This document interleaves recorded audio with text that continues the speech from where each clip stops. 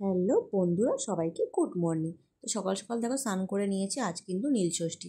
তাই দেখো বাবা মহাদেবকে রজনীমালাটা পরিয়ে দিয়েছি। আর এদিকে আমিও রেডি হয়ে নিয়েছি, যাব কিন্তু ঠাকুর ঘরে। তো আজকে এই বাটিক প্রিন্টের শাড়িটা পরেছি, কেমন লাগছে তোমরা অবশ্যই জানিও। আজ কিন্তু ঠাকুর ঘরে সব কাজ আমার যা শাশুড়ি মা মিলেই করে নিয়েছে। আমি সোনা বাবাকে নিয়ে চলে এসেছি, এসে দেখি না ঠাকুর মশাই এখানে পুজো শুরু করে দিয়েছে। আর ওদিকে দেখো ছাদের মধ্যে সোনা বাবা আর আমার জায়ের মেয়ে খেলা করছিল। দুই ভাই বোন দেখো ওখানে দুষ্টুমি করছে। আর এদিকে ঠাকুরমশাই পুজো শুরু করে দিয়েছে।